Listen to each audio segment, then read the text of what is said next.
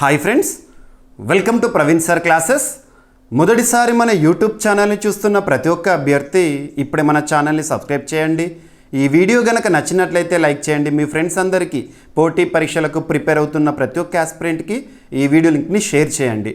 ఇక ఈరోజు జూన్ 19, 2025 వార్తలు నిలిచిన జాతీయ, అంతర్జాతీయ, రాష్ట్రీయాంశాల గురించి, వార్తలు నిలిచిన వ్యక్తులు, అవార్డులు, పుస్తకాలు, మరి క్రీడా సంబంధిత సమాచారం ఒక్కొక్క అంశాన్ని వివరంగా తెలుసుకుందాం. అంతకంటే ముందుగా నిన్నటి డైలీ కరెంట్ అఫైర్స్ వీడియోలో అడిగిన ప్రశ్నకి వివరణతో కూడిన సమాధానాన్ని చూద్దాము. సో ఇక్కడ క్వశ్చన్ వచ్చేసి స్పోర్ట్స్ నుండి లేదంటే అవార్డ్స్ అండ్ హానర్స్ నుండి కూడా అర్థం చేసుకోవచ్చు. సో ప్రశ్నని చూడండి.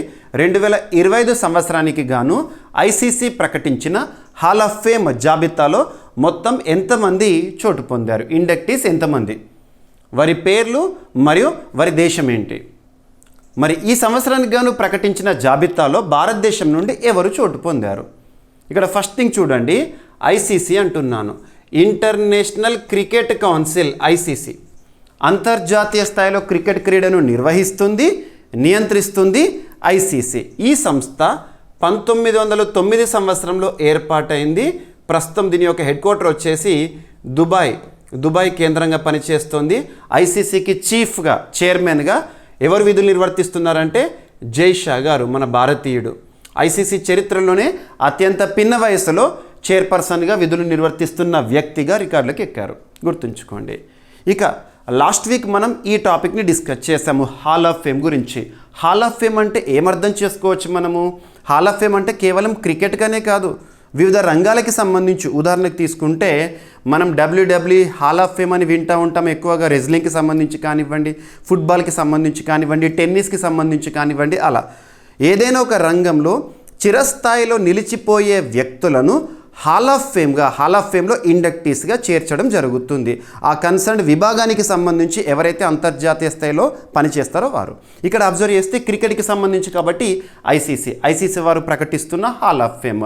ఐసీసీ హాల్ ఆఫ్ ఫేమ్ని ఎప్పటి నుండి ప్రకటిస్తుంది అంటే 2009 సంవత్సరం నుండి. ఇయర్ ఇంపార్టెంట్, బేసిక్స్ చూడండి. స్టాటిక్ డేటా పైన పోటీ పరీక్షల్లో రెగ్యులర్గా క్వశ్చన్స్ వస్తున్నాయి. 2009 సంవత్సరం నుండి ఐసీసీ హాల్ ఆఫ్ ఫేమ్ ఇండక్టీస్ని ప్రకటిస్తూ ఉంది, ఎవ్రీ ఇయర్ కూడా ఆల్మోస్ట్.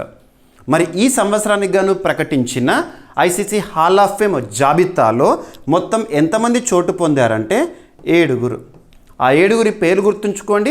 వారు ఏ దేశానికి చెందిన లేదా ఏ దేశానికి సంబంధించిన జాతీయ జట్టులో సభ్యులుగా గతంలో చరిత్రలో నిలిచిపోయారో చూడండి. ఇక్కడ అబ్జర్వ్ చేస్తే భారత్కి సంబంధించి, టీమిండియాకి సంబంధించి మనకు greatest captain, all time best captain అనే ఒక పేరు చెప్పొచ్చు. Mahendra Singh Dhoni, mister cool. So Mahendra Singh Dhoni one day world కప్ని సాధించాడు, ఐసీసీ ఛాంపియన్స్ ట్రోఫీని కైవసం చేసుకున్నాడు, మొట్టమొదటి ఐసీసీ T20 మెన్స్ వరల్డ్ కప్ని కూడా తనే సాధించడం జరిగింది. తన క్యాప్టెన్సీలోనే భారత్ సాధించడం జరిగింది అని చెప్పడంలో అతిశయోక్తి ఏమీ లేదు. ఓకేనా? So Mahendra Singh Dhoni first person ఇండియాకి సంబంధించి. ఇక నెక్స్ట్ వచ్చేసి సౌత్ ఆఫ్రికాకి సంబంధించి 2. ఎవరు వారు? Hashim Amla, right hand batsmen, South Africa ఓపెనర్గా టెస్ట్ క్రికెట్లో తనకంటూ ప్రత్యేక ముద్ర వేసుకున్నాడు హషీమ్ ఆమ్లా. సౌత్ ఆఫ్రికా క్యాప్టెన్గా వాళ్ళ హిస్టరీలో నిలిచిపోయిన ఒక వ్యక్తి Graeme Smith, left hand batsmen. ఇక నెక్స్ట్ వచ్చేసి డానియల్ వెటోరీ అంటాం, న్యూజిలాండ్కి సంబంధించి లెఫ్ట్ హ్యాండ్ బౌలర్, సింపుల్గా చెప్పాలంటే స్పిన్నర్. న్యూజిలాండ్ క్రికెట్ చరిత్రలో ఎప్పటికీ గుర్తుండిపోయే ఆటగాడు, స్పిన్నర్. ఓకేనా? ఇక నెక్స్ట్ వచ్చేసి ఆస్ట్రేలియాకి సంబంధించి opening batsmen, left hand batsmen Matthew Hayden. So 5 men, so పురుషులు.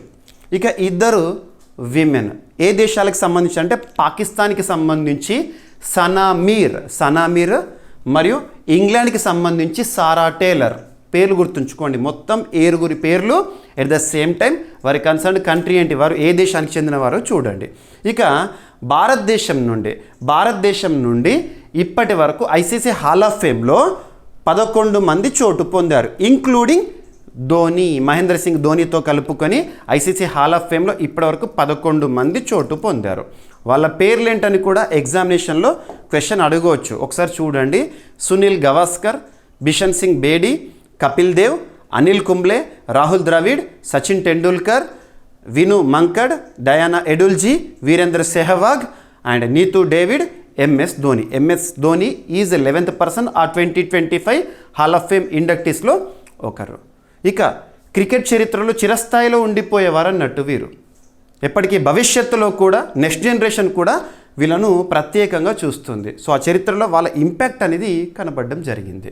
ఓకేనా, గుర్తుంచుకోండి. ఐసీసీ హాల్ ఆఫ్ ఫేమ్ సంబంధించి పోటీ పరీక్షల్లో క్వశ్చన్స్ రావచ్చు. మనం లాస్ట్ వీక్ ఈ టాపిక్ గురించి కంప్లీట్గా డిస్కస్ చేసాం. మహేంద్ర సింగ్ ధోని సారథ్యంలో టీమిండియా సాధించిన ఘనతలు ఏంటి, ఇవన్నీ కూడా. ఓకేనా. అండ్ అభ్యర్థులు, మన వీడియో చూస్తున్న ప్రతి ఒక్క ఆస్పిరెంట్ నుండి నేను కోరుకునేది ఏంటంటే మీ యొక్క సపోర్టు, ఎంకరేజ్మెంట్. మీ యొక్క సపోర్ట్, ఎంకరేజ్మెంట్తో మరింత ఎనర్జీగా వర్క్ చేస్తూ ఉంటాను. ఇక్కడ దాదాపు 1000 మంది అభ్యర్థులు ప్రతిరోజు కూడా మన డైలీ కరెంట్ అఫైర్స్ వీడియోని చూస్తున్నారు. సో ప్రతి ఒక్కరు అక్కడ లైక్ చేయండి. వీడియో కనుక నచ్చినట్లయితే చివరి వరకు చూసి మీ ఫ్రెండ్స్కి షేర్ చేయండి. అండ్ డైలీ కరెంట్ అఫైర్స్ వీడియోలో ప్రతిరోజు కూడా ఒక ప్రశ్న అడుగుతున్నాను. ఆ ప్రశ్న కూడా ఎలాంటి క్వశ్చన్ అంటే, పలానా అంశాల నుండి తప్పనిసరిగా ఏ పోటీ పరీక్ష అయినా, ఏ స్థాయి పోటీ పరీక్ష అయినా క్వశ్చన్ వస్తుంది అని వేటినైతే నేను భావిస్తున్నానో వాటినే క్వశ్చన్గా ఇస్తున్నాను. సో మీకు ఎంతవరకు తెలిస్తే అంతవరకు సమాధానాన్ని ఇచ్చే ప్రయత్నం చేయండి కామెంట్ బాక్స్లో. ఎట్ ద సేమ్ టైం మీకు నెక్స్ట్ డే ఆ ప్రశ్నకి సంబంధించి సంపూర్ణ వివరణ అనేది ఇస్తాను. అప్పుడు మీకు క్లారిటీ కూడా వస్తుంది. ఇక రేపు రానున్న పోటీ పరీక్షల్లో అదే టాపిక్ నుండి కానీ క్వశ్చన్గా కనిపించింది అనుకోండి, 100% కాన్ఫిడెన్స్తో, క్లారిటీతో మీరు గుర్తించగలుగుతారు. That is what I want. ఓకేనా. ఈరోజు ప్రశ్న వీడియో చివరిలో ఉంటుంది. ప్రతి ఒక్కరు కూడా సమాధానాన్ని ఇచ్చే ప్రయత్నం చేయండి. అండ్ ఈ వీడియో పట్ల, మన డైలీ కరెంట్ అఫైర్స్ వీడియోస్ పట్ల మీ యొక్క ఫీడ్బ్యాక్ని కూడా ఇవ్వండి, కామెంట్ బాక్స్లో ఇవ్వండి. సో నేను ఇన్పుట్గా తీసుకుంటాను, ఇంకా ఏం కావాలని చెప్పేసి ఇటువంటివైనా కూడా. ఓకేనా. సో ఇది. అండ్ అభ్యర్థులు, ఇప్పటివరకు మన యాప్ ఇన్స్టాల్ చేసుకొని వారెవరైనా ఉంటే ఈరోజే ఇన్స్టాల్ చేసుకోండి. GVK study circle app, GVK study circle app. So మన యాప్ మీరు ప్లే స్టోర్లో డైరెక్ట్గా జీవీకే స్టడీ సర్కిల్ అని టైప్ చేస్తే విజిబుల్ అవుతుంది. లేదంటే ఈ వీడియో కింద కామెంట్ బాక్స్లో ఫస్ట్ కామెంట్లో మన యాప్ లింక్ని పోస్ట్ చేస్తాను. లింక్ క్లిక్ చేసి యాప్ ఇన్స్టాల్ చేసుకోండి. ఇందులో అన్ని కోర్సెస్ పైన కూడా భారీ ఆఫర్ అనేది ప్రకటించడం జరిగింది. ఆఫర్ అనేది అందుబాటులో ఉంది. ప్రతి కోర్స్ కూడా మీకు CA 360 కోర్సే కానివ్వండి, సైంటిఫిక్ అప్రోచ్ టువర్డ్స్ కరెంట్ అఫైర్స్ని 20 సెగ్మెంట్స్గా ఇస్తున్నాను. PDF కానివ్వండి, ఇంగ్లీష్ మీడియం అభ్యర్థుల కోసం కూడా PDF ఇస్తున్నాను. And at the same time మన యాప్లో డైలీ CA అని ఒక కోర్సు ఉంటుంది. ఇక్కడ డైలీ కరెంట్ అఫైర్స్ క్లాసెస్లో మీకు ఏదైతే ఎక్స్ప్లెయిన్ చేస్తున్నానో యూట్యూబ్లో, దానికి సంబంధించి ఈచ్ అండ్ ఎవ్రీ పాయింట్, ఎందుకంటే పోటీ పరీక్షలో డెప్త్గా అడుగుతున్నారు. కరెంట్ అఫైర్స్ని జనరల్ స్టడీస్కి లింక్ చేస్తూ, స్టాటిక్ డేటాని అడిషన్ చేస్తూ మీకు PDF ఏదైతే ఉంటుందో అదంతా కూడా ఇచ్చేస్తున్నాను. సో అందులోనే టెస్ట్ సిరీస్ కూడా అవైలబుల్గా ఉంది. And Indian polity course, full course including current polity కూడా 2025 డిసెంబర్ వరకు అప్లోడ్ చేస్తూనే ఉంటాను. ప్రతి ఒక్కరు కూడా చూడండి. ఓకేనా. సో ఈరోజు యాప్ ఇన్స్టాల్ చేసుకోండి. ఇక ఈరోజు first topic operation Sindhu. Operation Sindoor is different. Operation Sindoor అనే పదాన్ని మనము May 7th 2025 నుండి వింటున్నాము. దేనికి ప్రతిచర్యగా ఉగ్రఘాతుకం April 22 జమ్మూ కాశ్మీర్లోని అనంతనాగ్ జిల్లాలో పహల్గాం వద్ద ఉగ్రఘాతుకం జరిగింది కదా. దానికి ప్రతిచర్యగా భారత ప్రభుత్వం May 7th ప్రారంభించింది ఆపరేషన్ సింధూర్, ఉగ్రవాదాన్ని అంతమొందించడానికి. ఇక్కడ operation Sindhu. So Sindoor is different. Examination point of వ్యూలో కన్ఫ్యూజ్ అవ్వకండి, తొందరపడి సమాధానాన్ని గుర్తించకండి. కొంత చూసి ఆ 4 ఆప్షన్స్ని గుర్తించి అందులో కరెక్ట్ ఆన్సర్ ఏంటో ఆన్సర్ ఇవ్వండి. సో ఇక్కడ అబ్జర్వ్ చేస్తే ఆపరేషన్ సింధు అనేది ఒక ఎవాక్యువేషన్ ఆపరేషన్. ఎవాక్యువేషన్ అంటే వివిధ దేశాల్లో చిక్కుకుపోయిన భారతీయులను మన స్వదేశానికి తీసుకురావడానికి భారత ప్రభుత్వం తరచూ ఇలాంటి ఆపరేషన్స్ని ప్రారంభిస్తూ ఉంటుంది. ఉదాహరణకు తీసుకుంటే రష్యా, యుక్రెయిన్ సంక్షోభ పరిస్థితుల్లో యుక్రెయిన్లో చిక్కుకుపోయిన భారతీయులను మన భారతదేశానికి, మన స్వదేశానికి తీసుకురావడానికి ప్రారంభించిన ఆపరేషన్ పేరు ఏంటి అంటారు? అండ్ 2025 ఇయర్లో ఆపరేషన్ బ్రహ్మ అనేది న్యూస్లోకి వచ్చింది. ఆపరేషన్ బ్రహ్మ ఏ దేశంలో చిక్కుకుపోయిన భారతీయులను మన భారతదేశానికి, మన స్వదేశానికి తీసుకురావడానికి ప్రారంభించిన ఎవాక్యుయేషన్ ఆపరేషన్, ఇలా అడుగుతారు. సో ఇక్కడ వచ్చేసి కంటెక్స్ట్ ఏంటంటే, మనం ప్రస్తుతం ఆపరేషన్ రైజింగ్ లయన్ అని చెప్పేసి, ఆపరేషన్ రైజింగ్ లయన్ చాలా ఆపరేషన్స్ లిస్ట్లోకి వస్తున్నాయి, కన్ఫ్యూజ్ అవ్వకండి. ఆపరేషన్ రైజింగ్ లయన్ ఏంటంటే ఇజ్రాయెల్ ఇరాన్ పైన చేస్తున్న దాడులను మనం ఆపరేషన్ రైజింగ్ లయన్గా డిస్కస్ చేస్తున్నాం మనం లాస్ట్ వీక్ నుండి కూడా, జూన్ 13th 14th ఆ సమయం నుండి. సో ఇరాన్ న్యూక్లియర్ ప్రోగ్రామ్ని వ్యతిరేకిస్తూ అని ఇప్పుడు ఇది ఒక యుద్ధంగా మారిపోయింది. ఇజ్రాయిల్ ఇరాన్ మధ్య యుద్ధ పరిస్థితులే ఉన్నాయి. మరి ఇరాన్లో చిక్కుకుపోయిన భారతీయులు ఎవరైతే ఉంటారో, ఇరాన్ గుర్తుంచుకోండి, ఇరాన్ ఇక్కడ ఆపరేషన్ సింధు అనేది ఏ దేశంలో చిక్కుకుపోయిన భారతీయులను సురక్షితంగా భారతదేశానికి తీసుకురావడానికి ప్రారంభించిన ఆపరేషన్ అంటే, ఎగ్జామినేషన్లో హాల్లో కూర్చున్న తర్వాత ఇజ్రాయిలా ఇరాన్ కన్ఫ్యూజన్ వస్తుంది మీకు. ఇరాన్లో చిక్కుకుపోయిన భారతీయులు దాదాపు ఇరాన్లో మ్యాక్సిమం స్టూడెంట్సే ఉన్నారు. మన భారతీయుల నుండి వెళ్ళిన వారు ఎవరైతే ఉన్నారో, మన భారతదేశం నుండి వెళ్ళిన వారు ఎవరైతే ఉంటారో అక్కడ ఉన్న భారతీయుల్లో మ్యాక్సిమం స్టూడెంట్సే ఉన్నారు. సో ఇరాన్లో చిక్కుకుపోయిన భారతీయులను ఈ యుద్ధ పరిస్థితుల్లో అక్కడ ఎవరైతే చిక్కుకుపోయారో వాళ్ళను మన భారతదేశానికి సురక్షితంగా తీసుకురావడానికి భారత ప్రభుత్వం మినిస్ట్రీ ఆఫ్ ఎక్స్టర్నల్ అఫైర్స్ లేదా విదేశాంగ మంత్రిత్వ శాఖ వారు ప్రారంభించిన ఆపరేషనే ఆపరేషన్ సింధు. ఇందులో ఏం చేస్తున్నారంటే, మనకు ఇరాన్కి మీకు చుట్టుపక్కల దేశాలు ఏదైనా ఉంటే మ్యాప్ పాయింటింగ్ చెప్తున్నాను, ఆ మ్యాప్ పాయింటింగ్ చూడండి. ప్రతి టాపిక్ వార్తలు నిలిచిన ప్రాంతము, దేశము, జలసంధి, సముద్రం అంటే మ్యాప్ పాయింటింగ్ ఇస్తున్నాను. సో ఇరాన్కి ఉత్తర వైపున అర్మేనియా అనే ఒక దేశం ఉంటుంది, అర్మేనియా. సో అర్మేనియా దేశం వరకు ఇరాన్ నుండి రహదారి మార్గంలో తీసుకెళ్తున్నారు భారతీయులని. ఇక అర్మేనియా నుండి ఫ్లైట్స్లో మన భారతదేశానికి తీసుకొస్తున్నారు, గుర్తుంచుకోండి. సో ఇదే ఆపరేషన్ సింధు. ఓకేనా? సో ఏ దేశం నుండి ఏ దేశంకి, ఏ దేశం నుండి భారతదేశానికి, ఇలా గుర్తుపెట్టుకోండి. సర్వసాధారణంగా ఇలాంటి ఆపరేషన్స్ అప్పుడు మనం C-130J ఎయిర్ క్రాఫ్ట్ గురించి వింటూ ఉంటాము. లాస్ట్ టైం ఆపరేషన్ బ్రహ్మ, మయన్మార్లో చిక్కుకుపోయిన భారతీయులను భారతదేశానికి తీసుకురావడానికి భారత ప్రభుత్వం ప్రారంభించిన ఆపరేషన్ ఈ ఇయర్లోనే మార్చ్ మంత్లో మనం డిస్కస్ చేశాము. ఆపరేషన్ బ్రహ్మ, మయన్మార్లో చిక్కుకుపోయిన భారతీయులు. కారణం ఏంటో చూడాలి. అక్కడ కారణం ఏంటి? భూకంప పరిస్థితులు. మార్చ్ లాస్ట్ వీక్లో థాయిలాండ్, మయన్మార్ ఈ ప్రాంతంలో సివియర్ ఎర్త్క్వేక్ అనేది సంభవించింది.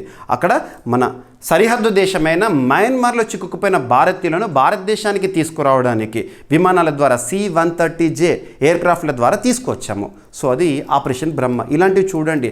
ఆపరేషన్ గంగా అంటే ఏంటి, ఆపరేషన్ దేవి శక్తి ఏంటి, ఆపరేషన్ అజయ్ ఏంటి, ఆపరేషన్ వందే భారత్ ఏంటి, ఇటువంటివన్నీ కూడా ఎగ్జామినేషన్ పాయింట్ ఆఫ్ వ్యూలో ఖచ్చితంగా అడుగుతారు. ఇక్కడ లిస్ట్ అంతా కూడా మీకు చెప్తాను, ఒక్కసారి చూడండి. ఆపరేషన్ బ్రహ్మ 2025 మార్చ్ మంత్లో చూసాము.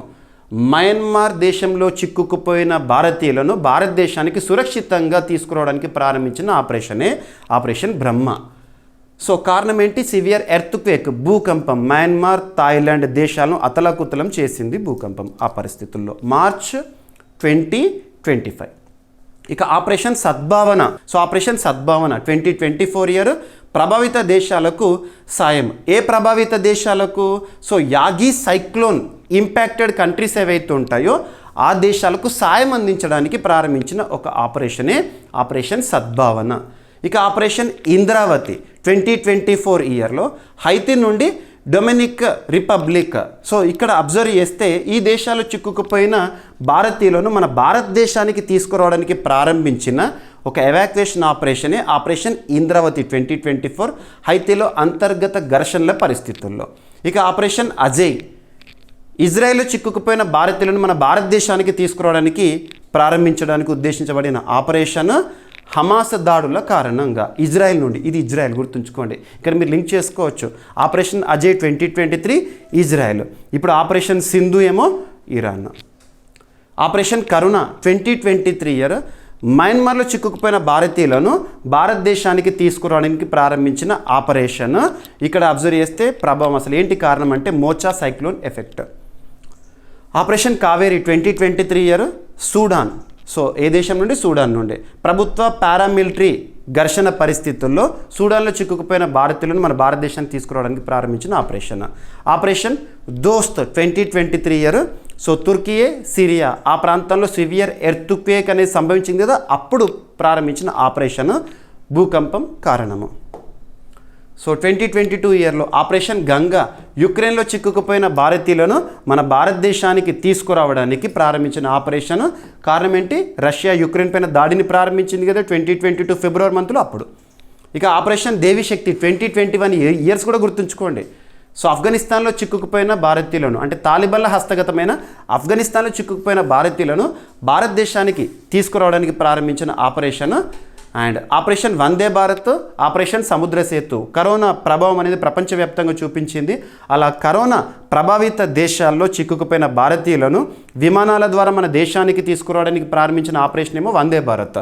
సముద్ర మార్గం ద్వారా మన భారతదేశానికి తీసుకురావడానికి ప్రారంభించిన ఆపరేషన్ ఏమో ఆపరేషన్ సముద్ర సేతు 2020 కరోనా పరిస్థితుల కాలంలో. ఇక ఆపరేషన్ రాహత్ గతంలో 2015 యెమెన్, ఆపరేషన్ మైత్రి సో 2015 నేపాల్, అప్పుడు భూకంప పరిస్థితుల్లో సహాయక చర్యల్లో భాగంగా. సో ఇవన్నీ కూడా చూడండి ఎగ్జామినేషన్ పాయింట్ ఆఫ్ వ్యూలో తప్పనిసరిగా ఈ ఎవాక్యుయేషన్ ఆపరేషన్స్ కానీ, లేదంటే వివిధ దేశాలకు సహాయక చర్యల్లో భాగంగా భారత్ ప్రారంభించిన ఆపరేషన్స్ కానీ, వాటి నుండి మనం క్వశ్చన్స్ ఎక్స్పెక్ట్ చేయొచ్చు. ఓకేనా, సరిపోతుంది. సో ఇక్కడ ఎక్కువగా ఫోకస్ చేయాల్సింది ఏంటంటే ఆపరేషన్ గంగా ఇంపార్టెంట్. సో ఇవన్నీ కూడా చూడండి, నేను చెప్పిన ప్రతి ఆపరేషన్ కూడా ఇంపార్టెంటే. ఎస్. సో ఇక ఈరోజు సెకండ్ టాపిక్. ఈరోజు అన్ని వార్తాపత్రికల్లో కూడా మనం చూస్తున్నాము, ఏ పోటీ పరీక్ష అయినా, ఏ స్థాయి పోటీ పరీక్ష అయినా అవార్డ్స్ అనే టాపిక్ నుండి క్వశ్చన్ లేకుండా లేదా క్వశ్చన్స్ లేకుండా క్వశ్చన్ పేపర్ని ఎక్స్పెక్ట్ చేయకండి. అంతటి ఇంపార్టెన్స్ ఉన్న టాపిక్. మనం ప్రతి ఏటా కూడా ప్రపంచ ప్రతిష్టాత్మక నోబెల్ పురస్కారాల గురించి చూస్తాము. ఆగస్టు 31 ఎవ్రీ ఇయర్ కూడా రామన్ మెగసెసే పురస్కారాల ప్రకటనను చూస్తూ ఉంటాము. అండ్ మన భారతదేశం విషయానికి వస్తే చాలా పురస్కారాలు ఎవ్రీ ఇయర్ కూడా on the eve of republic day ఏం చూస్తాము, మనం పద్మ పురస్కారాల గురించి కానీ, భారతరత్న పురస్కారాల గురించి కానీ చూస్తూ ఉంటాము. ఇక ఒక్కొక్క రంగాల వారీగా ఇచ్చే పురస్కారాలు, భారతదేశంలోనే అత్యున్నత పురస్కారంగా మనం దేన్ని చూస్తామో భారతరత్న పురస్కారాన్ని, అదే అత్యున్నత సైనిక పురస్కారంగా పరమవీర చక్ర కానివ్వండి. సో ఇలా ఒక్కొక్క రంగము, సాహిత్య రంగం మనం అనుకోండి సాహిత్య అకాడమీ పురస్కారము, జ్ఞానపీఠ పురస్కారం కానివ్వండి, అండ్ మేజర్ ధ్యాన్చంద్ ఖేల్ రత్న పురస్కారం క్రీడా రంగానికి సంబంధించి ఇచ్చే ప్రతిష్టాత్మక పురస్కారము. చలనచిత్ర రంగం అన్నాం అనుకోండి, చలనచిత్ర రంగానికి సంబంధించి అయితే దాదాసాహెబ్ పాల్కే పురస్కారము. ఉదాహరణకి విపత్తుల నిర్వహణ విషయంలో విశేష కృషి చేసే వ్యక్తులకు, సంస్థలకైతేనేమో ఆపద ప్రబంధన్ పురస్కార్ కానివ్వండి. సో ఇలాంటి పురస్కారాలు ఎగ్జామినేషన్లో ఖచ్చితంగా ఇంపార్టెంట్. ఇక సైన్స్ అండ్ టెక్నాలజీకి సంబంధించి అయితే రాష్ట్రీయ విజ్ఞాన్ పురస్కార్ ఇలా. సో ఇక్కడ సాహిత్య రంగానికి సంబంధించిన ఒక పురస్కారము. ఈరోజు అన్ని వార్తాపత్రికల్లో మీరు చూసుంటారు. సో సాహిత్య రంగము, సాహిత్య రంగం అనగానే ఇక్కడ 2 పురస్కారాలు మీరు గుర్తుపెట్టుకొని తీరాల్సిందే. 2 పురస్కారాలు కంపారేటివ్గా చెప్తాను. మీరు సాహిత్య రంగంలో ఇచ్చే ప్రతిష్టాత్మక పురస్కారాలను రెండిటిగా చూస్తారు. ఒకటేమో ఈరోజు వార్తాపత్రికల్లో చూసిన సాహిత్య అకాడమీ పురస్కారము. నెక్స్ట్ గత మార్చ్ 2025లో చూసాం మనం ఏం పురస్కారము, జ్ఞానపీఠ పురస్కారము, జ్ఞానపీఠ. సో 2 కూడా సాహిత్య రంగానికి సంబంధించిన ప్రతిష్టాత్మక పురస్కారాలే. మరి రెండిట్లలో గొప్ప పురస్కారం ఏది పురాతన పురస్కారము, ప్రత్యేకతలు ఏంటని examination point of view important. ఒక్కసారి చూడండి డిఫరెన్సెస్. సాహిత్య అకాడమీ పురస్కారాన్ని 1954 ఇయర్లో ప్రారంభించారు. Year of institution was 1954, but announced from 1955 1955 సంవత్సరం నుండి ప్రకటిస్తున్నారు. ప్రారంభించింది ఈ సంవత్సరమే, ప్రకటిస్తుంది మాత్రం 1955 నుండి. అదే జ్ఞానపీఠ పురస్కారం విషయానికి వస్తే year of institution 1961, but announced from 1965. Announcement మాత్రం 1965 నుండి చేస్తున్నారు. ఓకేనా. సాహిత్య రంగంలో ఇచ్చే పురాతన పురస్కారం ఏది అంటారు, పురాతన పురస్కారం, సాహిత్య అకాడమీ పురస్కారం. సాహిత్య అకాడమీ పురస్కారం సాహిత్య రంగంలో ఇచ్చే పురాతన. సాహిత్య రంగంలో ఇచ్చే ప్రతిష్టాత్మక లేదా విశిష్ట గొప్ప పురస్కారం ఏది అంటే జ్ఞానపీఠ పురస్కారము. మరి సాహిత్య అకాడమీ పురస్కారాన్ని ఎవరు ప్రకటిస్తారు ప్రతి సంవత్సరం అని అడిగితే సాహిత్య అకాడమీ అనే ఒక సంస్థ, సాహిత్య అకాడమీ అనే సంస్థ. దీన్నే మనం రవీంద్ర భవన్ అని కూడా అంటాం. రవీంద్ర భవన్ మీకు ఢిల్లీలో ఉంటుంది, ఇది రవీంద్ర భవన్. ఈ సంస్థ మినిస్ట్రీ ఆఫ్ కల్చర్ పరిధిలో పనిచేస్తుంది. మినిస్ట్రీ ఆఫ్ కల్చర్ అంటే సింపుల్గా చెప్పాలంటే కేంద్ర ప్రభుత్వ రంగ సంస్థగా చెప్పచ్చు, లేదా కేంద్ర ప్రభుత్వ పరిధిలో పనిచేస్తున్న సంస్థగా చెప్పచ్చు. పురస్కారం కూడా గవర్నమెంట్కి సంబంధించిన అనౌన్స్మెంట్గా చూడవచ్చు. మినిస్ట్రీ ఆఫ్ కల్చర్ పరిధిలో పనిచేస్తుంది. ఇక జ్ఞానపీఠ పురస్కారం ఏంటంటే ఇది ప్రైవేట్గా చెప్పొచ్చు. జ్ఞానపీఠ అకాడమీ లేదా జ్ఞానపీఠ ఫౌండేషన్ వారు ప్రకటిస్తూ ఉంటారు. ఇక మరెందుకు ప్రతిష్టాత్మక విశిష్ట సాహిత్య రంగంలోని గొప్ప పురస్కారం జ్ఞానపీఠ అని అంటామంటే ఇక్కడ చూడండి. మరి సాహిత్య అకాడమీ పురస్కారాన్ని ఎవ్రీ ఇయర్ కూడా చూస్తూ ఉంటాము. ఎన్ని భాషల్లో ప్రకటిస్తారంటే 22+2 అని గుర్తుంచుకోండి. 22+2. 22 అంటే ఏంటి? Official languages recognised by constitution in 8th schedule. ఎన్నవి? 22. భారతదేశంలోనే అత్యున్నత చట్టమైన రాజ్యాంగంలో 8వ షెడ్యూల్లో 22 భాషలు అధికారికంగా గుర్తింపు పొందినాయి కదా. ఆ 22 భాషలతో పాటు రాజ్యాంగంలో గుర్తింపు పొందని 2 భాషలు ఏంటది? ఇంగ్లీష్, రాజస్థాన్. సో 22 ఏమో రాజ్యాంగంలోని 8th షెడ్యూల్లో గుర్తింపు పొందిన భాషలు అవేంటో చూడండి. ఎట్ ద సేమ్ టైం మిగిలిన 2 భాషలు ఏంటంటే రాజస్థానీ, ఇంగ్లీష్. సో ఈ భాషల్లో ప్రకటిస్తారు. సేమ్ ఇది కూడా 22+2. కానీ ఇక్కడ ప్రత్యేకత ఏంటంటే సాహిత్య అకాడమీ పురస్కారాన్ని 24 భాషలు, 22+2 అంటే 24 కదా, 24 భాషల్లో ఒక్కొక్క భాష తీసుకుంటూ, ఉదాహరణకు తెలుగు తీసుకుందాం, ఒక్కొక్క భాషలో మళ్ళీ కేటగిరీగా ఇస్తారు. ఉదాహరణకు తీసుకుంటే ఉత్తమ రచయిత, ఉత్తమ రచయిత, ఉత్తమ అనువాద రచయిత, ఉత్తమ బాలల రచయిత, ఉత్తమ యువ రచయిత. నెక్స్ట్ ఇంకొకటి భాషా సమ్మాన్ ఒక పురస్కారము. ఇక్కడ అబ్జర్వ్ చేస్తే ఉత్తమ రచయిత, ఉత్తమ అనువాద రచయిత, ఉత్తమ బాల రచయిత, ఉత్తమ యువ రచయిత, ఇవన్నీ కూడా ఏ భాషలో ఉత్తమ? ఒక్కొక్క భాషలో ఇన్ని కేటగిరీస్ ఇస్తారు. తెలుగులో ఇస్తారు, మనకు తెలుగులో ఇస్తారు, ఎట్ ద సేమ్ టైం మలయాళంలో ఇస్తారు, తమిళ్లో ఇస్తారు, కన్నడంలో ఇస్తారు. సో 24 భాషల్లో ప్రతి భాషలో కూడా ఇదే విధంగా అనౌన్స్ చేస్తారు. అంటే ఎంతమంది వ్యక్తులు వస్తున్నారో చూడండి. ఇక భాషా సమ్మాన పురస్కారం విషయానికి వస్తే భారతదేశంలో 4 ప్రాంతాల నుండి, 4 వైపుల నుండి గుర్తింపు పొందిన వారికి ఇస్తారు. దట్ ఈస్ డిఫరెంట్, ప్రస్తుతానికి అది అప్రస్తుతం. మరి జ్ఞానపీఠ పురస్కారం విషయానికి వస్తే 24 భాషల్లో ఒక్కొక్క భాషల్లో ఒక్కొక్కరికి కాదు, 24 భాషల నుండి ఒక్కరికే ఇస్తారు. ఓన్లీ 1 పర్సన్కి. ఉదాహరణకు తీసుకుంటే 2025 మార్చ్ మంత్లో 59వ జ్ఞానపీఠ పురస్కార గ్రహీతగా మనకు ఛత్తీస్గఢ్ రాష్ట్రానికి చెందిన వ్యక్తి నిలిచాడు. హిందీలో మొట్టమొదటిసారి ఛత్తీస్గఢ్ రాష్ట్రం నుండి పొందిన ఒక వ్యక్తి అని చెప్పేసి మనం డిస్కస్ చేసాము. అలాగా ఓకేనా, గుర్తుంచుకోండి. అండ్ జ్ఞానపీఠ పురస్కార గ్రహీత ఎవ్రీ ఇయర్ ఒక్కరే కనబడతారు, ఒక్కరు లేదా మ్యాక్సిమం 2, అంతకంటే ఎక్కువ ఉండరు దాదాపు.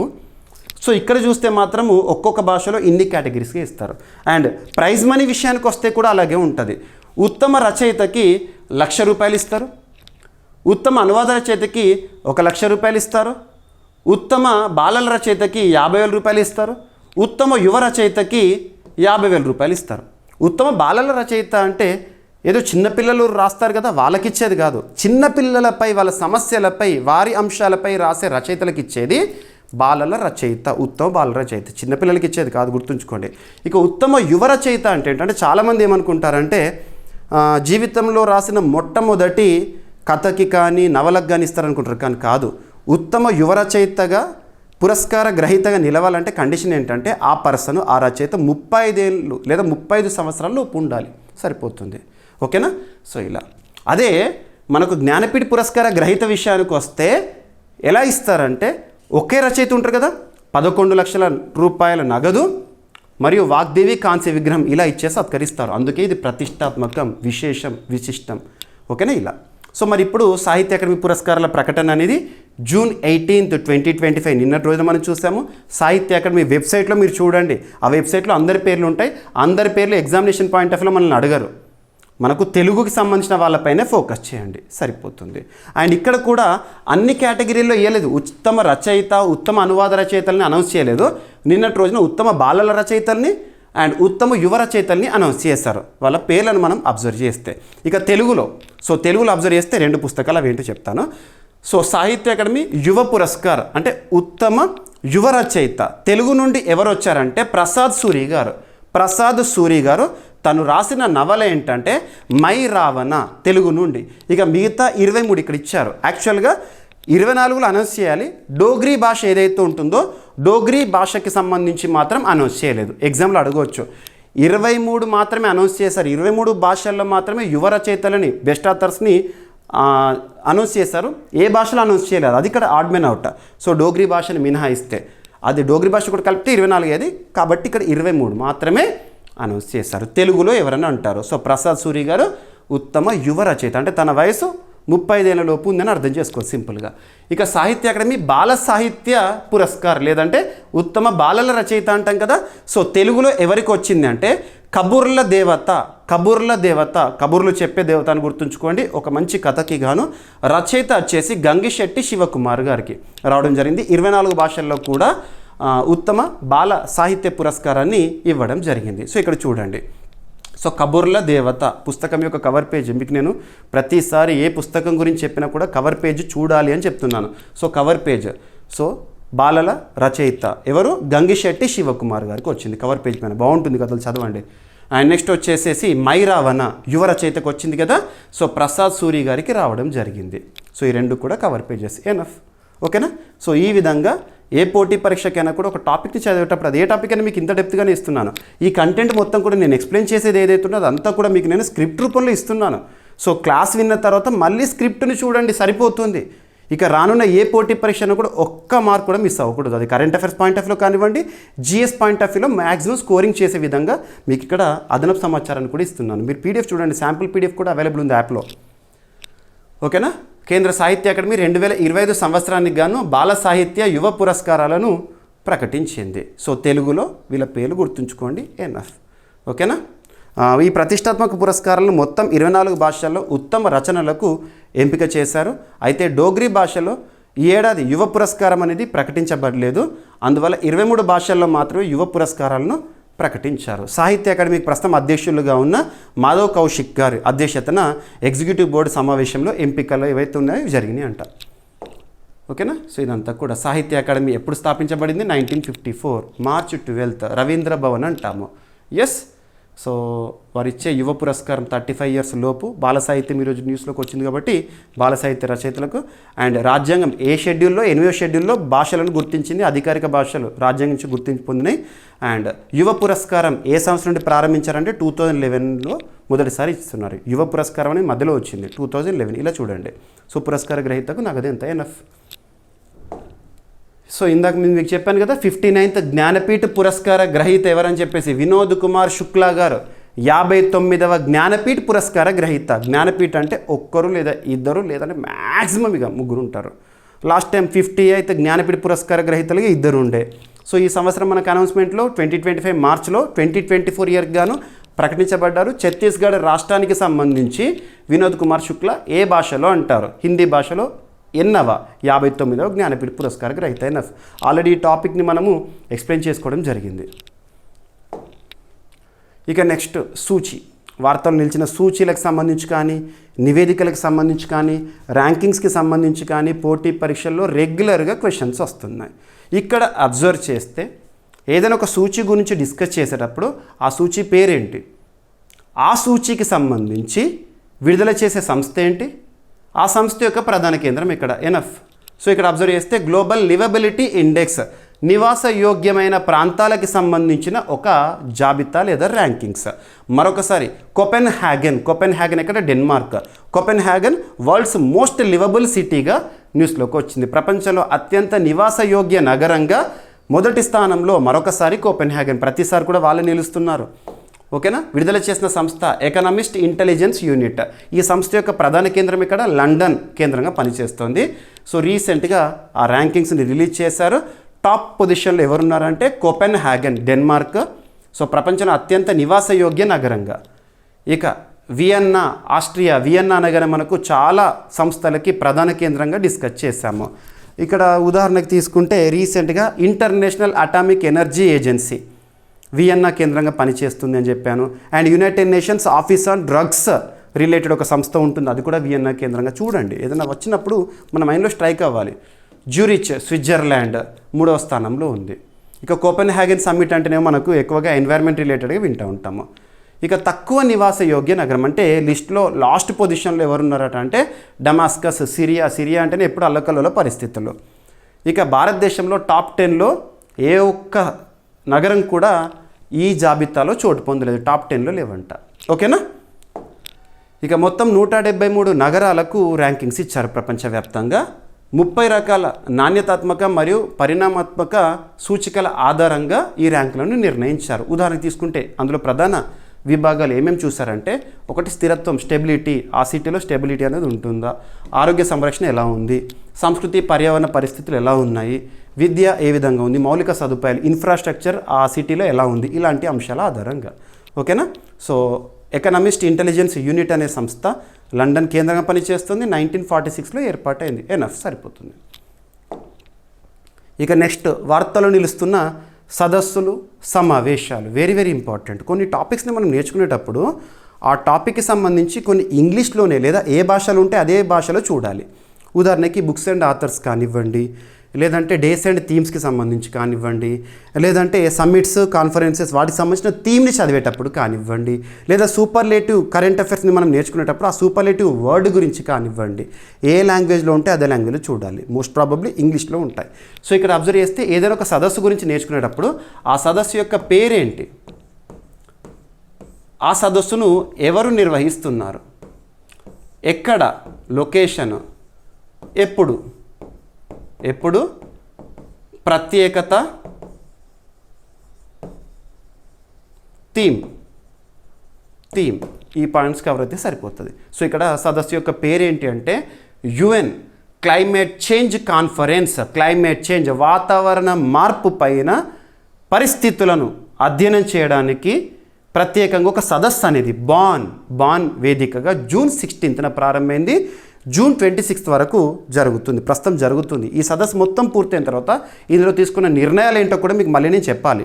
ఎందుకంటే సదస్సు జరుగుతుందని చెప్తున్నాను, ఎవరు నిర్వహిస్తున్నారు, థీమ్ ఏంటో చెప్తున్నాను. తర్వాత ఇందులో కీలకమైన నిర్ణయాలు ఏమైనా తీసుకుంటే వాటి గురించి కూడా మనం డిస్కస్ చేయాలి, అప్పుడే పరిపూర్ణం అవుతుంది. సో బాన్, జర్మనీ వేదికగా. ఓకేనా. సో ఎవరు నిర్వహిస్తున్నారు, UNFCCC, United Nations framework convention on climate change. So ఇక్కడ అబ్జర్వ్ చేస్తే జూన్ 16న ప్రారంభమైంది. బాన్, జర్మనీ వేదికగా ప్రపంచవ్యాప్తంగా దాదాపు 5,000 మందికి పైగా ప్రతినిధులు హాజరవుతున్నారు. ఓకేనా. బాన్ క్లైమేట్ చేంజ్ కాన్ఫరెన్స్ని 1995లో UNFCCC ప్రారంభించింది, United Nations framework convention on climate change. మీరు ప్రతి ఏటా కూడా కాప్ సదస్సులను చూస్తూ ఉంటాం కదా. COP 29 బాకు, అజర్బైజాన్ వేదికగా నవంబర్ 11 to 22, 2024లో జరిగింది. COP 30th సదస్సు ఎక్కడ జరగబోతోంది, బ్రెజిల్లోని బెలం వేదికగా జరగబోతోంది. ఇవన్నీ ఇంపార్టెంట్ ఎగ్జామినేషన్లో ప్రతి పాయింట్ కూడా. మరి ఈ సదస్సు క్లైమేట్ చేంజ్ సంబంధించి ప్రస్తుతం ప్రపంచాన్ని పట్టిపిడుస్తున్న సమస్యల్లో వాతావరణ మార్పు అనేది పెద్ద సమస్య. మరి అటువంటి వాతావరణ మార్పు జరగకుండా అడ్డుకట్ట వేయడానికి ఎలాంటి చర్యలు తీసుకోవాలి ప్రపంచ దేశాలు మరియు సంస్థలు అని చెప్పేసి ఇక్కడ ప్రత్యేకంగా చర్చిస్తూ ఉంటారు. మరి ఈ సదస్సు యొక్క థీమ్ ఏంటి అంటారు. థీమ్ వచ్చేసి, థీమ్ ఏ లాంగ్వేజ్లో ఉంటే అదే లాంగ్వేజ్లో గుర్తుంచుకోండి, ప్రతిసారి చెప్తున్నాను. Operationalising the global goal on adaptation. So theme. ఓకేనా. ఇక UNFCCC యొక్క హెడ్ క్వార్టర్ ఎక్కడ అని కూడా అంటారు, సెక్రటేరియట్, అది కూడా బాన్, జర్మనీలో ఉంది.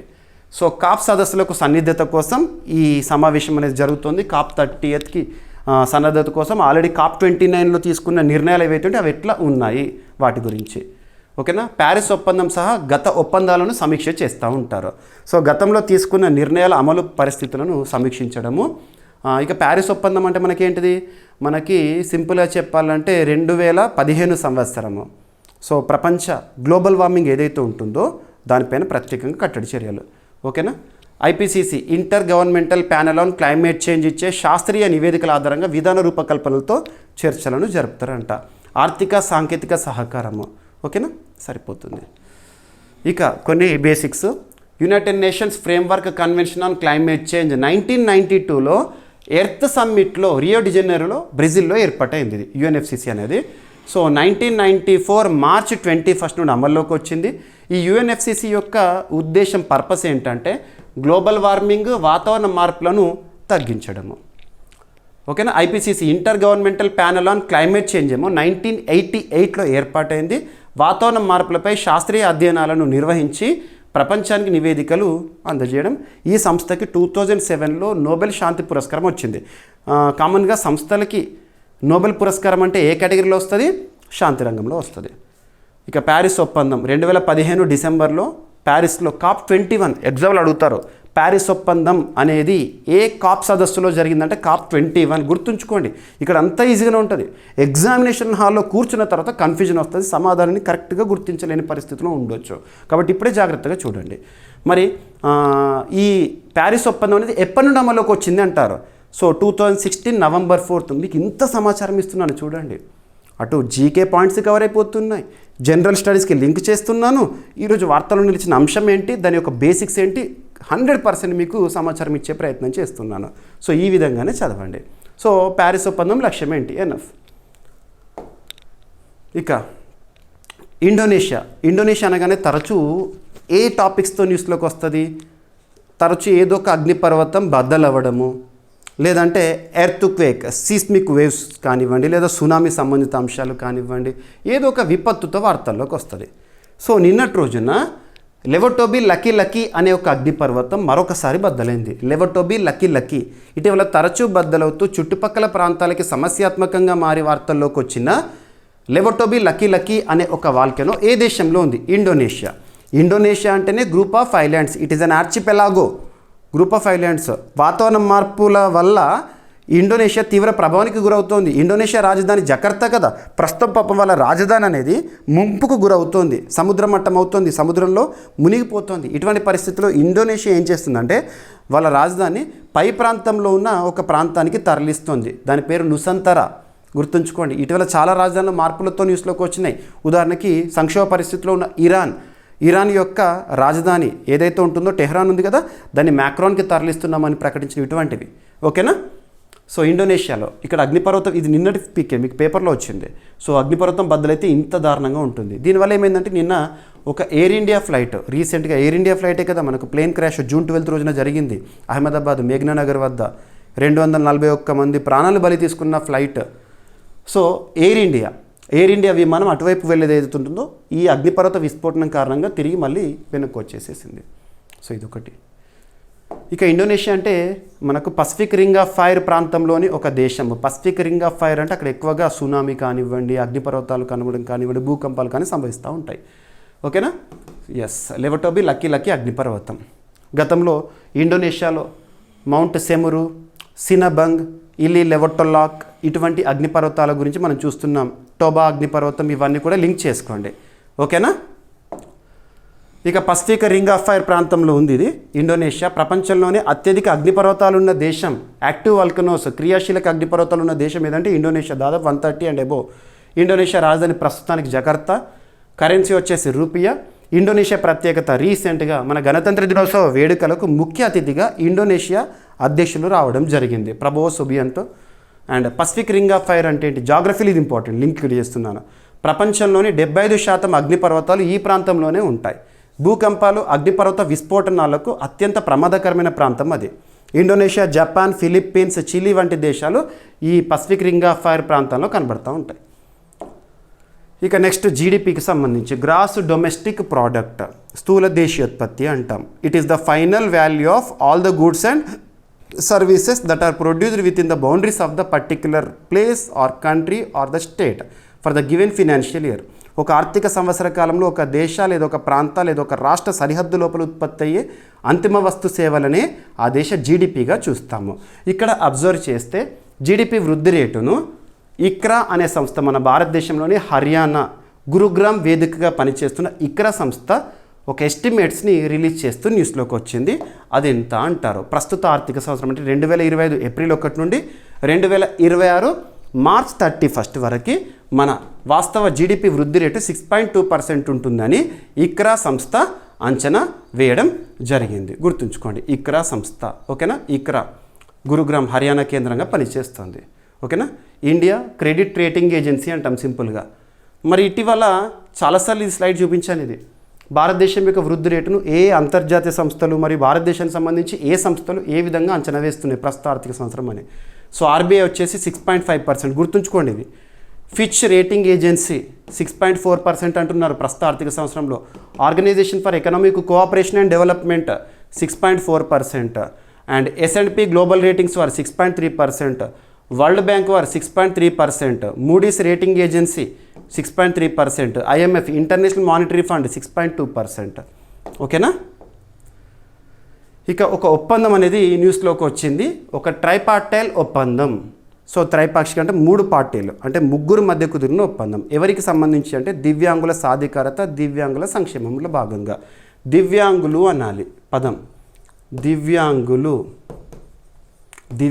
అనాలి, కానీ ఎప్పుడు కూడా వికలాంగులు అని, అదుటి వాళ్ళు అనే పదాన్ని వాడకూడదు. దివ్యాంగులు ద బెస్ట్ వర్డ్, లేదా పర్సన్స్ విత్ డిజేబిలిటీ అనండి. దివ్యాంగుల సంక్షేమం గురించి మన దేశంలోనే అత్యున్నత చట్టమైన రాజ్యాంగంలో 4వ భాగంలో ఆర్టికల్ 41ని మీరు లింక్ చేసుకోవచ్చు. ఆదేశిక సూత్రాల్లో ఆర్టికల్ 41 దివ్యాంగులు, వృద్ధులు లేదా యువతకి సంబంధించి ప్రత్యేక చర్యలు. ఇక దివ్యాంగులకి సంబంధించి మన భారతదేశంలో ఏదన్నా పథకాలు వస్తున్నాయి అంటే ఏ మంత్రిత్వ శాఖ పరిధిలో అని ఎక్కువగా వార్తల్లోకి వస్తాయంటే ministry of social justice and empowerment, కేంద్ర సామాజిక న్యాయ సాధికార శాఖ పరిధిలో. ఇక దివ్యాంగులకు సంబంధించి వాళ్ళ హక్కులను పరిరక్షించడానికి మరియు వాళ్ళకు సమాన అవకాశాలని కల్పించడానికి చట్టాలు కూడా ఉన్నాయి. Persons with disability, equal opportunities, protection of rights, full participation act 1995, దివ్యాంగులు సమాన అవకాశాలు, హక్కుల పరిరక్షణ, సంపూర్ణ భాగస్వామ్య చట్టం 1995. దీని స్థానంలో ప్రస్తుతం కొత్త చట్టం 2016లో వచ్చింది. అదేంటంటే దివ్యాంగుల హక్కుల పరిరక్షణ చట్టము. గుర్తుంచుకోండి. సో దివ్యాంగులకు సంబంధించి ఈ ఒప్పందం ఏంటి, ఆ 3 పార్టీలు ఎవరో చూడండి. కేంద్ర సామాజిక న్యాయ మరియు సాధికారత మంత్రిత్వ శాఖ పరిధిలో దివ్యాంగుల సాధికారత విభాగం, department for persons with disability, దివ్యాంగుల శాఖ. So ministry of social justice పరిధిలో. అండ్ జాతీయ సార్వత్రిక విద్యా సంస్థ, national institute of open schooling అంటాం NIOS, మరియు NCERT, జాతీయ విద్యా పరిశోధన మరియు శిక్షణ మండలి. ఓకేనా, వారి మధ్య 3, ఒకటి డిపార్ట్మెంట్, NIOS అండ్ NCERT, ఈ ముగ్గురు మధ్య ట్రైపార్టైల్ ఒప్పందం అని కుదిరింది. ఒప్పందం యొక్క ఉద్దేశం ఏంటంటే దివ్యాంగుల హక్కుల చట్టం 2016, జాతీయ విద్యా విధానము ఎడ్యుకేషన్ పాలసీ 2020 లక్ష్యాలను చేరుకునేలా దేశవ్యాప్తంగా సమగ్ర విద్యను ప్రోత్సహించడం అంట. ఇక ముఖ్య లక్ష్యాలు ఏంటంటే దివ్యాంగులకు సమాన, సమగ్ర, నాణ్యమైన విద్యను అందించే మౌలిక వ్యవస్థను ఏర్పాటు చేయాలి. దివ్యాంగులకు విద్యా అవకాశాలను సమానంగా, న్యాయంగా అందించడానికి చర్యలు చేపట్టాలి. దివ్యాంగ విద్యార్థుల సాధికారతకు, సమగ్ర అభివృద్ధికి సహకరించే విద్యా వ్యవస్థలను రూపొందించాలని ఒప్పందం యొక్క ఉద్దేశము. ఓకేనా. సో ఈ సంస్థలు ఏవైతే ఉంటాయో సంస్థల గురించి కూడా ఎక్స్ట్రా ఇన్ఫర్మేషన్ ఇచ్చాను. ఇక 2016 rights of persons with disabilities, ఆ చట్టం ఎప్పటి అమల్లోకి వచ్చిందంటే 2017 ఏప్రిల్ 19. ఇంత డెప్త్గా ఇస్తున్నా చూడండి. ఎవరి గురించి కవర్ చేస్తుందంటే దాదాపు అంతకుముందు 7 రకాల దివ్యాంగుల గురించి చూసేవాళ్ళము. ప్రస్తుతం దివ్యాంగుల విస్తరణ 21కి చేరింది ఆ చట్టము. ఎస్, సరిపోతుంది. జాతీయ విద్యా విధానం 2020 ప్రకటన ఎప్పుడు ప్రకటించింది కేంద్ర ప్రభుత్వం? జూలై 29, 2020. ఇక next Samarth programme for startups అంటే ఏంటి? అంకుర సంస్థలు యువతకు వచ్చే ఐడియాస్ ఉంటాయి, వాటిని కార్యరూపంలోకి తీసుకురావడానికి స్టార్టప్స్ అనేవి ప్రస్తుతం మనం చూస్తున్నాము. స్టార్టప్స్కి ప్రపంచవ్యాప్తంగా కూడా ఇంపార్టెన్స్ పెరుగుతోంది. భారతదేశంలో కూడా స్టార్టప్ ఇండియా అని చెప్పేసి అండ్ కొన్ని రాష్ట్రాలు, ఉదాహరణకు తెలంగాణ రాష్ట్రం అయితే టీ హబ్ అని స్టార్టప్లను ప్రోత్సహిస్తూనే ఉన్నాయి. ఇక స్టార్టప్ల విషయానికి వస్తే ఇంకొక పదం కూడా మీరు వింటూ ఉంటారు, యూనికార్న్ స్టార్టప్స్ అని చెప్పేసి. యూనికార్న్ స్టార్టప్ అంటే ఏంటంటే ఏ స్టార్టప్ అయితే $1 బిలియన్ మార్క్ని రీచ్ అవుతుందో దాన్ని యూనికార్న్ స్టార్టప్ అంటారు. $1 బిలియన్ అని గుర్తుంచుకోండి. ఇలా చూడండి.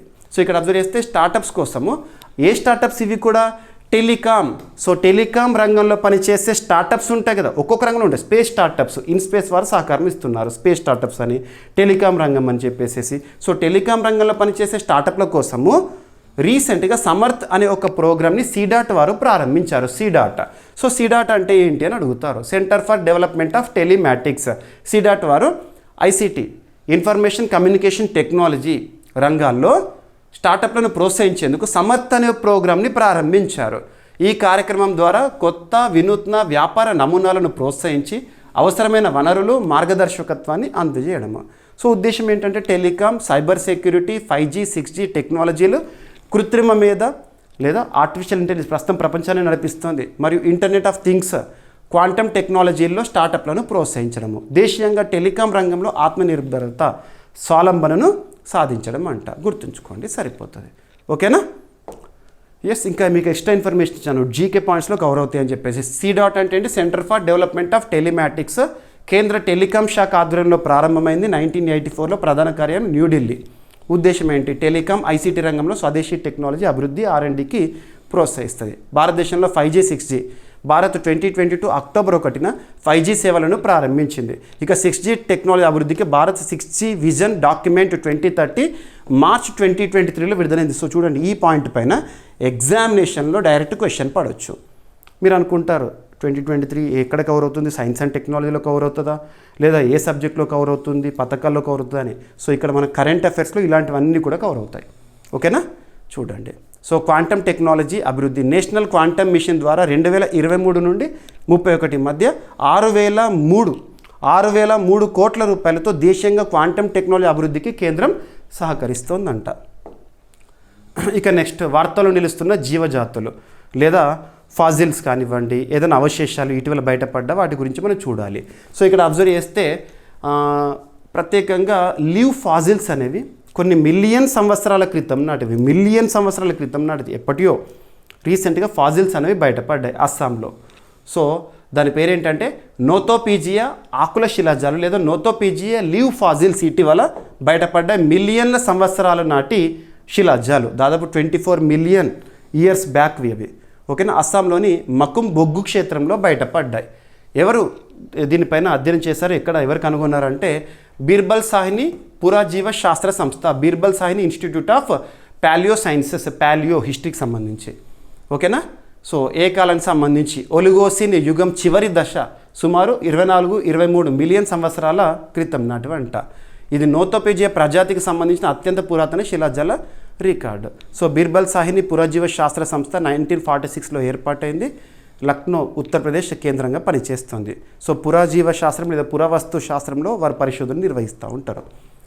ఇక నెక్స్ట్, ఒక మొక్క జాతుల గురించి చూసినప్పుడు బొటానికల్ నేమ్స్, లేదా వృక్ష జాతుల గురించి చూసినప్పుడు బొటానికల్ నేమ్స్, జంతు జాతుల గురించి చూసినప్పుడైతే సైంటిఫిక్ నేమ్స్ అనేవి చూడాలి. టాక్సానమీ అనేది మనకి ఇంపార్టెంట్. సో పోర్టులాకా భారత్ రీసెంట్గా న్యూస్లోకి వచ్చింది. అదేంటంటే ఒక పుష్పించే మొక్క. భారతదేశంలో రీసెంట్గా ఒక న్యూ స్పీసీస్ అనేది పుష్పిస్తూ న్యూస్లోకి వచ్చింది. ఆరవల్లి హిల్స్, రీసెంట్గా ఆరవల్లి హిల్స్ లేదా ఆరవల్లి పర్వత ప్రాంతాలు అనేవి తరచూ వార్తల్లోకి వస్తున్నాయి. ఆరవల్లి మౌంటైన్ రేంజెస్ అనాలి, హిల్ కాదు, మౌంటైన్ రేంజెస్. అవి ఎక్కడ వరకు వ్యాపించాయి కూడా అడగవచ్చు. రీసెంట్గా భారత ప్రధాని నరేంద్ర మోదీ గారు last 20 days back Aravalli green wall project ఒకటి ప్రారంభించడం జరిగింది. జూన్ 6th, 5th ఆ టైంలో ఒకసారి చూడండి, నేను చెప్పాను ఆల్రెడీ డైలీ క్లాసెస్లో. సో ఆరవల్లి పర్వత ప్రాంతంలో జైపూర్కు సమీపంలో ఇటీవల ఒక కొత్త పుష్పించే మొక్క పోర్టులాకా భారత్ను శాస్త్రవేత్తలు కనుగొన్నారు. ఈ కొత్త మొక్క జాతి ఈ ప్రాంతంలోని జీవ వైవిధ్యాన్ని తెలియజేస్తుంది. సో బొటానికల్ నేమ్ వచ్చేసి పోర్టులాకా భారత్. గుర్తించబడే ప్రదేశం జైపూర్ సమీపం ఆరవల్లి ప్రాంతము. సో పరిసర ప్రాంతాలు రాళ్ళు పొడి వాతావరణంలో ఇది పెరుగుతుందంట. IUCN international union for conservation of nature and natural రిసోర్సెస్లో ఇది డేటా డెఫిషియంట్ కేటగిరీలో ఇంకా దీనిపైన అధ్యయనం చేయాలని అన్నట్టు. ఓకేనా? ఆరవల్లి ప్రాంతం ఏంటంటే ప్రపంచంలోనే అతి పురాతన పర్వత ప్రాంతాల్లో ఒకటి. భారతదేశము రాజస్థాను, గుజరాత్, హర్యానా, ఢిల్లీ రాష్ట్రాల్లో ఆరవల్లి అనేది వ్యాపించి ఉంది. మనకు ఈ ప్రాంతాల్లో కొన్ని ఎత్తైన ప్రాంతం ఏంటి, గురుశిఖర్ హిల్స్ ఎక్కడ ఉన్నాయి, ఇటువంటి అడుగుతారు.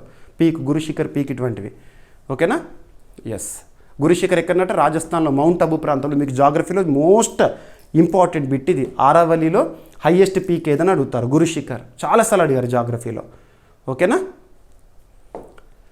ఇక నెక్స్ట్, తెలంగాణకు సంబంధించి ఒక ఒప్పందము, తెలంగాణకు సంబంధించిన కాదు, ఒక జాతీయ సంస్థతో ఒప్పందము. నల్సార్, మనకు లా రిలేటెడ్గా నల్సార్ అనేది ప్రతిష్టాత్మకం దేశంలో న్యాయ విద్యకు సంబంధించింది. నల్సార్ సంస్థతో తెలంగాణ సైబర్ సెక్యూరిటీ బ్యూరో వారు ఒక అవగాహన ఒప్పందం. సైబర్ సెక్యూరిటీ అంటే ఏంటి? ప్రస్తుతం మనం అంతా కూడా ఆన్లైన్లోకి వచ్చేసాము. The dependency, everything is on online. మరి అప్పుడు ఆన్లైన్లో మోసాలు కూడా పెరుగుతున్నాయి, సైబర్ దాడులు పెరుగుతున్నాయి. వాటికి అడ్డుకట్ట వేయడానికి, సైబర్ భద్రతను కల్పించడానికి ఇటువంటివి చూస్తూ ఉంటాము.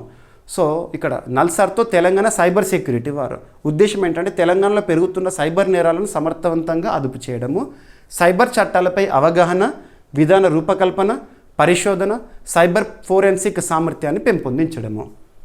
ఒప్పందంపై సంతకాలు ఎవరు చేశారంటే సైబర్ సెక్యూరిటీ బ్యూరో డైరెక్టర్గా ఉన్న శిఖా గోయల్ గారు, నల్సార్ విశ్వవిద్యాలయం వైస్ ఛాన్సలర్గా ఉన్న శ్రీకృష్ణదేవరాయలు గారు. ఓకేనా, సరిపోతుంది. సైబర్ చట్టాలు, వాటిలో లోపాలపై అధ్యయనం, బ్యూరో సిబ్బందికి సైబర్ చట్టాలపై ప్రత్యేక శిక్షణ. నల్సార్ యూనివర్సిటీ ఆఫ్ లా 1998లో ఏర్పాటైంది. హైదరాబాద్ కేంద్రం పనిచేస్తుంది. ప్రముఖ న్యాయ విశ్వవిద్యాలయాల్లో ఒకటి. రైట్. ఇక వార్తలు నిలిచిన వ్యక్తి రీసెంట్గా మీరు అబ్జర్వ్ చేస్తే ఏపీపీసీ మెయిన్స్ పేపర్ చూడండి. మీకు 100% మన కరెంట్ అఫైర్స్లో చెప్పే ప్రతి పాయింట్ ఎలా యూజ్ అయిందో కూడా మీకు నేను లైవ్ వీడియో తీసుకున్నాను ఆ రోజు. ఒక వీడియో మన YouTube channel Praveen sir classes YouTube ఛానల్లో చూడండి. ఇప్పటికైనా మేల్కొండని ఒక వీడియో తీశాను, అందులో మీకు రెఫరెన్స్ కనబడుతుంది. ఏదైనా పోటీ పరీక్ష జరిగిన తర్వాత మనం చెప్పినవి ఏ విధంగా మీకు అక్కడ రిఫ్లెక్ట్ అవుతున్నాయో చూపిస్తున్నాను, నేను మీకు జవాబుదారితనంగా ఉంటున్నాను. ఓకేనా. సో పర్సన్స్ గురించి అడిగారు, సెక్రటరీస్ గురించి కానివ్వండి, అలా ఓఎన్జీసీ ఎవరు, ఐఓసీఎల్కి ప్రస్తుతం చీఫ్గా ఎవరున్నారు, అటువంటి అడుగుతున్నారు. సో ఇక్కడ అబ్జర్వ్ చేస్తే ఆర్థిక వ్యవహారాల విభాగానికి తొలి మహిళా కార్యదర్శి, ఫస్ట్ విమెన్ సెక్రటరీ ఏ డిపార్ట్మెంట్కి, సో ఫినాన్షియల్ రిలేటెడ్, ఎవరంటే అనురాధ ఠాకూర్ గారు. సో ఇక్కడ అబ్జర్వ్ చేస్తే రీసెంట్గా కేంద్ర ఆర్థిక మంత్రిత్వ శాఖ ఆర్థిక వ్యవహారాల విభాగం డిపార్ట్మెంట్ ఆఫ్ ఎకనామిక్ అఫైర్స్ కార్యదర్శిగా అనురాధ ఠాకూర్ గారు నియమితులయ్యారు. Very very very important, examination అడుగుతారు. అది కూడా ఎలా అడుగుతారంటే సో మ్యాచ్ ద ఫాలోయింగ్ లాగా అడుగుతారు. డిఏ కార్యదర్శిగా నియమితులైన తొలి మహిళ కూడా, సో సూపర్లేటివ్, మొట్టమొదటిసారి ఒక మహిళ కాబట్టి ఇంకా ఇంపార్టెన్స్ వచ్చింది. పదవీ బాధ్యతలు జూలై 1, 2025 రోజున స్వీకరిస్తారంట. ఓకేనా. ఈ పదవిలో ఉన్న అజయ్ సేత్ జూన్ 30, 2025 పదవి విరమణ ఉంది. తన స్థానంలో అనురాధ ఠాకూర్ గారు రాబోతున్నారు. సరిపోతుంది. ఓకేనా. ఇక్కడ డిపార్ట్మెంట్ ఆఫ్ ఎకనామిక్ అఫైర్స్ యొక్క ఉద్దేశం ఏంటి, ఏ విధంగా పనిచేస్తుంది, అవన్నీ కూడా ఇవ్వడం జరిగింది. ఓకేనా. So department of economic affairs 1964లో ఏర్పాటైంది. కేంద్ర ప్రభుత్వ ఆర్థిక విధానాల రూపకల్పన, ఆర్థిక రంగ సంస్కరణలు, దేశీయ అంతర్జాతీయ ఆర్థిక సహకారం, బడ్జెట్ తయారీకి కీలక శాఖనంట. ఇక నెక్స్ట్ కొంతమంది అంబాసిడర్స్ న్యూస్లోకి వచ్చారు వార్తల్లో వ్యక్తుల్లో. ఈ స్పోర్ట్స్ ప్రపంచ కప్ 2025 ఇటువంటి చూసినప్పుడు వరల్డ్ కప్ సంబంధించి చూసినప్పుడు ఎక్కడ జరుగుతుంది, ఎక్కడ జరగబోతోంది, ఎవరు నిర్వహిస్తారు, ఎప్పుడు జరుగుతుంది, అంబాసిడర్లుగా ఎవరు నియమితులయ్యారు, అది ఇంపార్టెంట్. సో ఇక్కడ కనిపిస్తున్న వ్యక్తి పోర్చుగల్కి సంబంధించి. సో పోర్చుగల్ చరిత్రలో యాక్చువల్గా పోర్చుగల్ పేరు చెప్తే మనకు ఎక్కువగా గుర్తొచ్చేది క్రిస్టియానో రొనాల్డోనే. ఫుట్బాల్ ప్రపంచం గురించి మీకు ఐడియా ఉంటే, ఫుట్బాల్ గురించి ఐడియా ఉంటే కొంతమంది ప్రముఖులు మెస్సీ కానివ్వండి, లేదంటే రొనాల్డో కానివ్వండి, సో రూనీ కానివ్వండి, డేవిడ్ బెకమ్ కానివ్వండి, వీళ్ళు తెలిసే ఉంటారు. సో ఇక్కడ అబ్జర్వ్ చేస్తే పోర్చుగల్ CR7 అంటాము. సో 7 నెంబర్ జెర్సీతో ఉంటారు. పోర్చుగల్ ఫుట్బాల్ క్రీడాకారుడు. సో ఈ స్పోర్ట్స్ వరల్డ్ కప్ గ్లోబల్ అంబాసిడర్గా నియమితులవుతూ న్యూస్లోకి వచ్చారు. జూలై 7, 2025 నుంచి ఆగస్టు 24, 2025 వరకు రియాద్లో, సౌదీ అరేబియాలో ఈ స్పోర్ట్స్ వరల్డ్ కప్ అనేది జరగబోతోంది. ప్రపంచ కప్ ఈ స్పోర్ట్స్. ఓకేనా. దానికి ప్రత్యేకంగా ఈ స్పోర్ట్స్ వరల్డ్ కప్ ఫౌండేషన్ వారు క్రిస్టియానో రొనాల్డోని గ్లోబల్ అంబాసిడర్గా, అంటే ఈ స్పోర్ట్స్ పట్ల అవగాహన కల్పించాలి. ఎవరైనా ఇంపార్టెంట్ పర్సన్ ఉన్నారనుకోండి, సో ఆ ఇంపార్టెంట్ పర్సన్ వల్ల దీని పట్ల అవగాహన కలుగుతుంది అన్నట్టు వరల్డ్లో. ఓకేనా. ఈ స్పోర్ట్స్ వరల్డ్ కప్కు అంతర్జాతీయ ప్రచారకర్తగా రొనాల్డో పాత్ర పోషిస్తారు. ఓకేనా. ఈ స్పోర్ట్స్ ప్రపంచ కప్లో నిర్వహించే ప్రధాన 25 టోర్నమెంట్లో ఒకటైన fatal fury city of the world's గేమ్లో రొనాల్డో ప్లేబుల్ క్యారెక్టర్గా కనిపిస్తారంట. ఇక నెక్స్ట్ ప్రపంచ పారా అథ్లెటిక్స్కి కంగనా గారు ప్రత్యేకంగా అంబాసిడర్గా. సో కంగనా రన్ అవుతారు. మనం గతంలో చూసాము 2024 లోక్సభ ఎన్నికల సందర్భంగా హిమాచల్ ప్రదేశ్లో పోటీ చేశారు, గెలిచారు కూడా. సో ప్రపంచ పారా అథ్లెటిక్స్కి కంగనా రనౌత్ బ్రాండ్ అంబాసిడర్గా నియమితులవుతూ వార్తల్లోకి వచ్చారు. సెప్టెంబర్ 26, 2025 నుంచి అక్టోబర్ 5 వరకు ప్రపంచ పారా అథ్లెటిక్స్, పారా అంటే దివ్యాంగులకు సంబంధించి, సో ప్రపంచ కప్ అనేది జరగబోతుంది. ఎక్కడ భారత ఆతిథ్యంలో జరగబోతుంది. దాదాపు 100కు పైగా దేశాలు పాల్గొనున్నాయి. సో ఇక్కడ మనకు అంబాసిడర్గా కంగనా రనౌత్, ప్రస్తుతం పార్లమెంట్ సభ్యులు. 2020 ఆ సంవత్సరంలో తను పద్మ పురస్కార గ్రహీత కూడా. ఎస్, సరిపోతుంది. ఎస్, ఇంటర్నేషనల్ పారాలింపిక్ కమిటీ 1989లో ఏర్పాటైంది. హెడ్ క్వార్టర్ వచ్చేసి బాన్, జర్మనీ. ఇక నెక్స్ట్ ఒక పురస్కారం ఒక క్రీడాకారునికి. సో భారత టెన్నిస్ క్రీడాకారిని ఎగ్జామ్లో అడుగుతారు. ఒక క్రీడాకారుడు లేదా క్రీడాకారిని పేరు ఇచ్చి వారితో సంబంధం ఉన్న క్రీడ, ఏ క్రీడాకారుడు అంటే ఏ క్రీడతో సంబంధం ఉందని అడుగుతారు. సో అది ఇంపార్టెంట్. సో భారత టెన్నిస్ క్రీడాకారిని శ్రీవల్లికి ప్రతిష్టాత్మక బిల్లీ జీన్ కింగ్ అవార్డు అనేది రావడం జరిగింది. ఇక్కడ అబ్జర్వ్ చేస్తే సో బమిడిపాటి శ్రీవల్లి రష్మిక తెలంగాణకు చెందిన టెన్నిస్ క్రీడాకారిని. తను ఏ పురస్కార గ్రహీత అంటే Billy Jean King cup award, ఓకేనా, పురస్కార గ్రహీతగా. ఈ ఏడాది జరిగిన Billy Jean King cup Asia Oceania group 1 టోర్నీలో ప్రదర్శనకు గాను ఈ పురస్కారానికి ఎంపిక అవ్వడం జరిగింది అని ఎవరు చెప్పారు? అఖిల భారత టెన్నిస్ సంఘం, ఆల్ ఇండియా టెన్నిస్ అసోసియేషన్ వారు చెప్పడం జరిగింది. గతంలో ఈ పురస్కారాన్ని పొందినవారు సానియా మీర్జా, అంకిత రైనా, ప్రస్తుతం ఇప్పుడేమో శ్రీవల్లి, ఓకేనా. So Billie Jean King cup Fed cup 1963లో ప్రారంభము. సో బిల్లీ జీన్ ఎవరంటే అమెరికాకు చెందిన మాజీ టెన్నిస్ దిగ్గజము. మొత్తం 39 గ్రాండ్ స్లామ్ టైటిల్ నెగ్గిన దిగ్గజ క్రీడాకారిణి, తన జ్ఞాపకార్థం ఇస్తారు. So all India tennis association 1920లో ప్రారంభమైంది, న్యూఢిల్లీ హెడ్ క్వార్టర్గా పనిచేస్తుంది. సో ఇక ఈరోజు ప్రశ్న చాలా సింపుల్ క్వశ్చన్ ఇచ్చాను. మన డైలీ కరెంట్ అఫైర్స్ వీడియోలో ఆల్రెడీ చెప్పాను టాపిక్, దాని నుండి అడిగాను. సో భారతదేశంలో జనగణన అనేది జరగబోతోంది కదా, నెక్స్ట్ ఇయర్ స్టార్ట్ అవుతుంది. సో 16th సెన్సస్, స్వాతంత్రం తర్వాత అయితే 8th సెన్సస్ అని. సో భారతదేశంలో జనగణన అనేది న్యూస్లోకి వచ్చింది. మరి జనగణన అనేది ఏ జాబితాలో ఉంది? యూనియన్ లిస్టా, స్టేట్ లిస్టా, కాన్కరెంట్ లిస్టా? ఉంటే ఆ ఎంట్రీ నెంబర్ ఏంటో కూడా తెలిస్తే రాయండి. నేను ఆల్రెడీ క్లాస్లో చెప్పాను, తెలిస్తే రాయండి. జనగణన ఏ మంత్రిత్వ శాఖ పరిధిలోని అంశము? మంత్రిత్వ శాఖలపైన అవగాహన ఉండాలి. సో ప్రతి ఒక్కరూ సమాధానాన్ని కామెంట్ బాక్స్లో ఇవ్వండి. సులభమైన ప్రశ్న ఇచ్చాను, అందరూ సమాధానం చేయాలనే ఉద్దేశంతో. ఇక ఈరోజు టాపిక్స్ని మనం క్విక్ రివిజన్ చేస్తే, సో ఆపరేషన్ సింధు ఇరాన్లో ఉన్న భారతీయులను సురక్షితంగా భారతదేశానికి తీసుకురావడానికి ప్రారంభించిన ఆపరేషన్. ఇక్కడ అన్ని ఆపరేషన్ల గురించి చెప్పడం జరిగింది. నెక్స్ట్ కేంద్ర సాహిత్య అకాడమీ పురస్కారాలు 2025. ఇక నెక్స్ట్ వచ్చేసేసి గ్లోబల్ లివబిలిటీ ఇండెక్స్ 2025, బాన్ క్లైమేట్ చేంజ్ కాన్ఫరెన్స్ 2025 జర్మనీలో ప్రారంభమైంది. నెక్స్ట్ ఇండోనేషియాలో భారీ అగ్నిపర్వత విస్ఫోటనం, లెవటోబి లక్కీ. నెక్స్ట్ జీడిపి వృద్ధి రేటును ఇక్రా సంస్థ ఎలా అంచనా వేస్తోంది ప్రస్తుత ఆర్థిక సంవత్సరానికి. నెక్స్ట్ ట్రైపార్టైల్ ఒప్పందం దివ్యాంగుల కోసము. Next Samarth programme, so telecom స్టార్టప్ల కోసం C.dot వారు ప్రారంభించిన ఒక initiative. And Nothopegia leaves fossils అస్సాంలో గుర్తింపు పొందాయి, మిలియన్ ఇయర్స్ నాటివి. అండ్ పోర్టులకా భారత్ రీసెంట్గా న్యూస్లోకి వచ్చింది, ఒక ఫ్లవరింగ్ ప్లాంట్. అండ్ నల్సార్తో తెలంగాణ సైబర్ సెక్యూరిటీ బ్యూరో అవగాహన ఒప్పందము. అండ్ ఆర్థిక వ్యవహారాల విభాగానికి తొలిసారి మహిళా కార్యదర్శి అనురాధ ఠాకూర్ గారు. అండ్ ఈ స్పోర్ట్స్ ప్రపంచ కప్ 2025లో జరగబోతోంది, గ్లోబల్ అంబాసిడర్గా క్రిస్టియానో రొనాల్డో. నెక్స్ట్ ప్రపంచ పారా అథ్లెటిక్స్కి కంగనా బ్రాండ్ అంబాసిడర్గా నియమితులయ్యారు. నెక్స్ట్ భారత టెన్నిస్ క్రీడాకారిణి శ్రీవల్లికి ప్రతిష్టాత్మక బిల్లీ జీన్ కింగ్ అవార్డు అనేది. అండ్ ఈరోజు ప్రశ్న, జనగణన అనేది ఏ జాబితాలో ఉంది? జనగణన ఏ మంత్రిత్వ శాఖ పరిధిలోని అంశం? సో ప్రతి ఒక్కరు కూడా సమాధానం ఇవ్వండి.